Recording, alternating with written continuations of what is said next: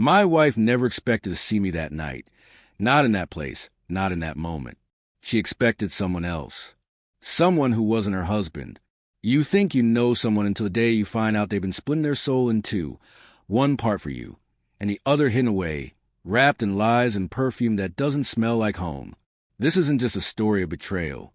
It's a story of silence and survival, of learning how deeply someone can wound you while smiling sweetly and saying, I love you, my name is Josh.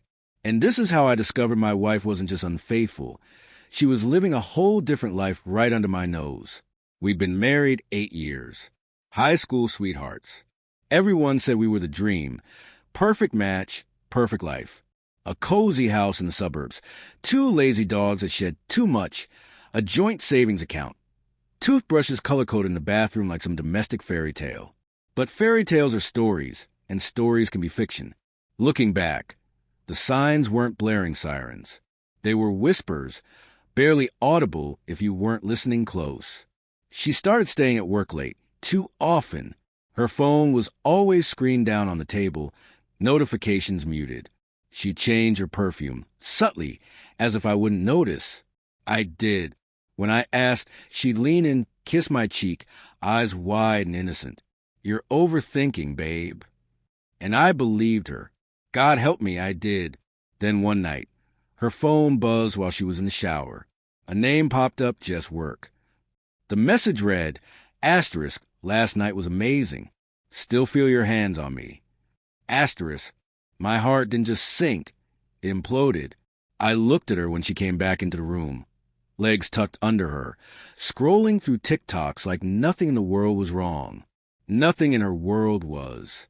But mine was spinning, warping, cracking open at the seams. I didn't say a word that night, just stared. And then I started digging. No sleep, not a minute. My chest pounded like a war drum. Not from heartbreak, not anymore. This was different. This was cold, focused, quiet rage simmering beneath the surface. I wasn't going to confront her, not yet. She'd expect screaming, maybe crying. That's what the old me would have done. But not now, not this time. I wanted her to face herself, to really see what she'd become. I needed someone I trusted.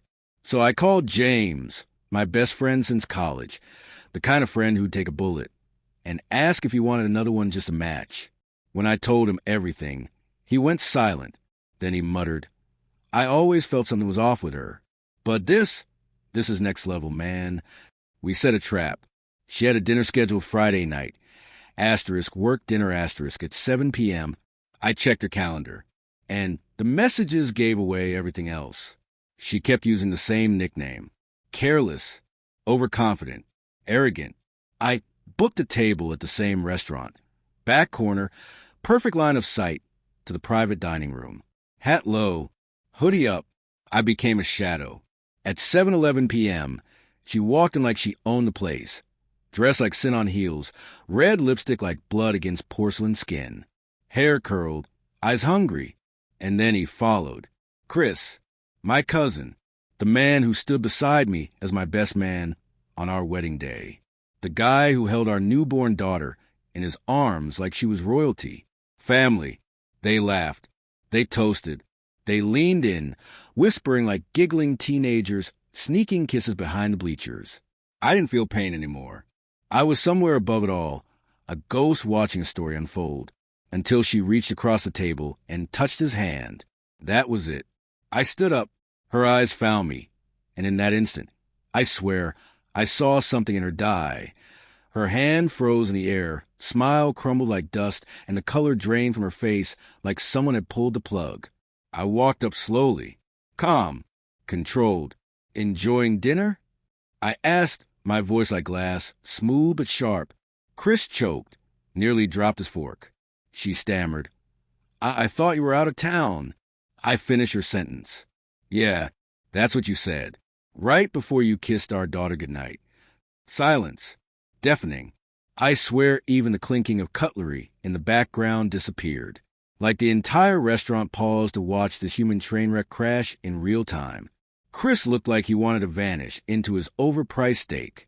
My wife, Asterisk, my wife asterisk.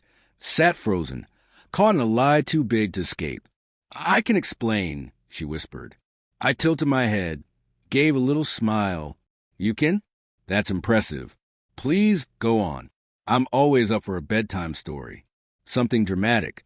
Maybe throw in a plot twist. She opened her mouth. Nothing came out. Just silence. Then finally, Chris, of all people, spoke. Look, man, it's not what you think. I laughed, not out of humor, not out of rage, just disbelief, because it was exactly what I thought. And worse, much worse.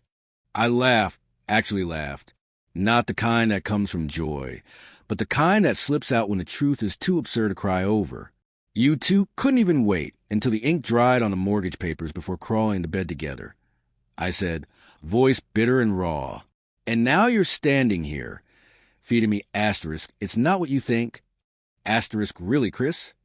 He looked down, unable to meet my eyes.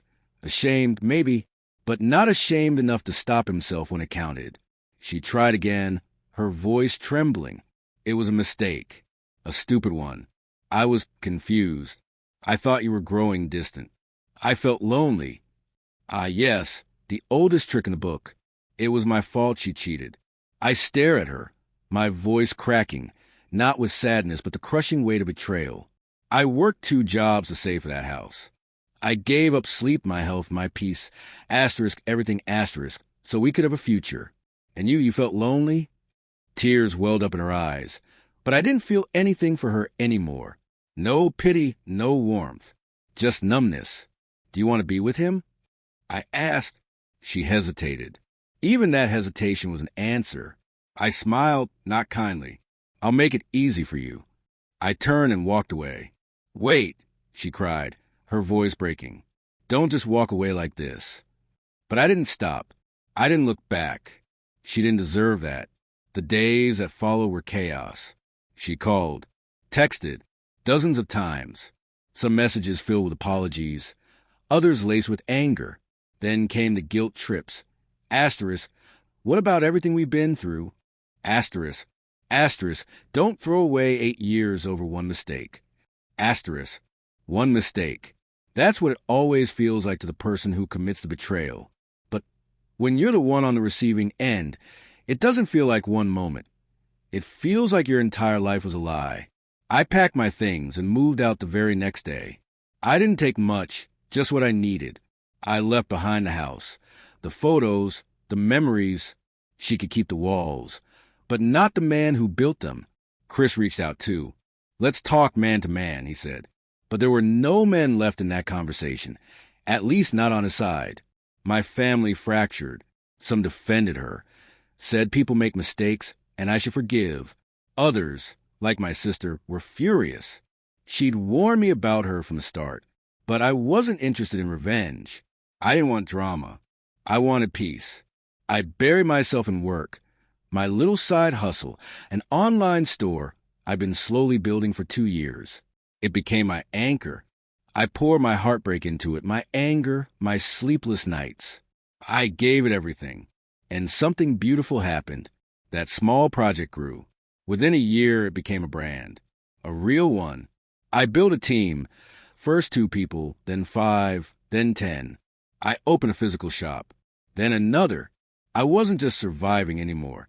I was thriving. Somewhere along that journey, I met someone new. Her name was Lily. She wasn't loud or flashy. She didn't play games.